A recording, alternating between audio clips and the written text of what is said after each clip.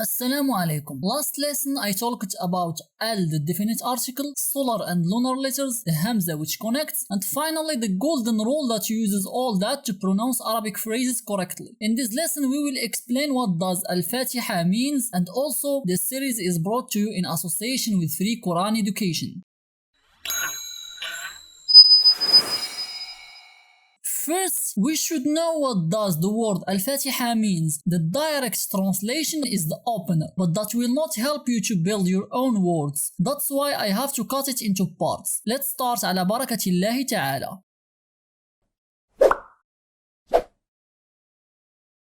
We can split the word Al-Fatiha into smaller parts. Al, the definite article that we explained in the previous lesson, and it is not from the origin of the word. This bound character is a special version of the letter Ta, but different from it, because it has to be added only in the end of a word, neither at its beginning nor in its middle. This character indicates that Al-Ism, the noun or the adjective that suffixes at it, is feminine. Of course, you will never see it stuck to a verb, and we call it the tied Ta or at-ta al-marbutah. If the tied ta is in the mid of a phrase, we pronounce it normally like any other ta. But if it is in the end of a phrase, we should apply our golden rule. So we have to pronounce it with a sukun above it. But because it is not from the origin of the noun, we should treat it differently. So we pronounce it like ha. Then we write al-fatihat, but we read al-fatihah. See, ha instead of ta. So what keeps to us is the word Fatih. As I said in the first video, every ism or fi'l in Arabic has origins, and from those origins you can make either verbs, nouns or adjectives, and because we can build almost anything in Arabic based on those origins, I'm going to call them roots or al-judur. But how can we distinguish the roots of a word from the other letters? There is one way to know. If you try to remove one of them, either the meaning of the word will disappear or it will completely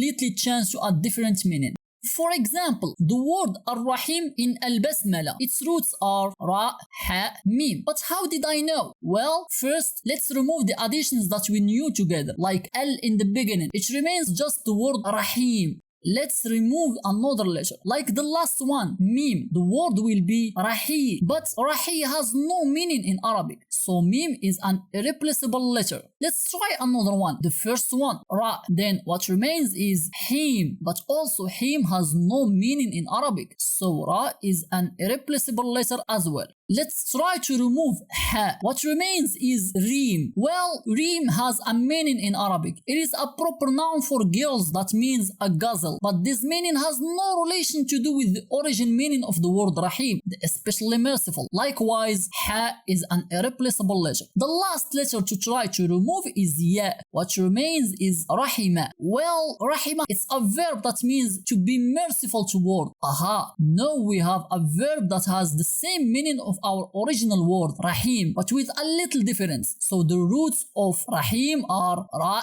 Ha, Mim. Let's apply this test with the rest of Al-Fatiha. First letter to remove is Fa. What remains is Atih, and there is no such word in Arabic. So Fa is an irreplaceable letter. Let's remove the letter in the end, Ha. What remains is Fat. This is a verb which means to be past or to expire. So it has no relation with the meaning of Al-Fatiha that I mentioned in the first of the video. So Ha is an irreplaceable letter too. Let's remove the letter Ta. What remains is Faha. Also, this is a verb that means spread a strong odor, like what happens with flowers, and that likewise has no relation with the original meaning of Al-Fatiha. So Ta is an irreplaceable letter. Then the last letter is Alif. If we remove it, what remains is the word Fataha, and this is a verb which means to open. Oh, but that's close to the opener, the original meaning of Al-Fatiha. Aha, so the roots of Fatih are Fa, Ta, Ha. We can make verb by these roots, like iftataha, which means to start or to open a startup. We can make also nouns like Fath, and one of the most famous Islamic figures in history is Mehmed the Conqueror or Muhammad al-Fatih. I guess you got the idea. The next question to clarify is why we add this alif amongst the roots. Good question. Let's give some verbs. There are some remarks here. To distinguish between a verb and a noun, we apply the golden rule on the noun, but we don't apply it on the verb. So we keep a short vowel in the end of the verb. But this is just a special case when we are talking about verbs out of their contexts. However, inside a context, the golden rule works normally.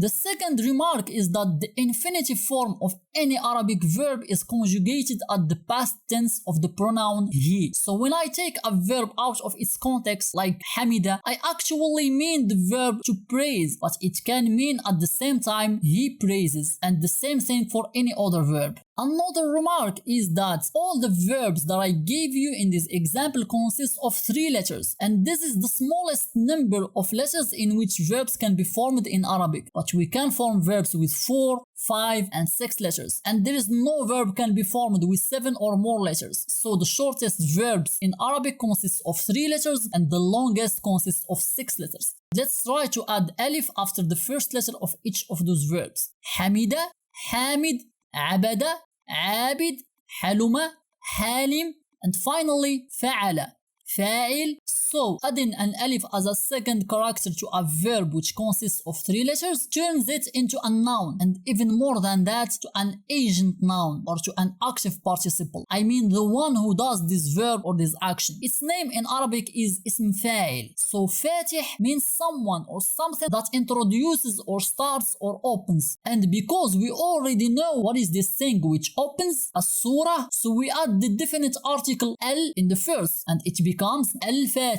And because the word surah is feminine, so we add the tight ta in the end to become finally Al-Fatiha, the opener, or Surah Al-Fatihah, the opening chapter, because it is the first chapter of the Quran.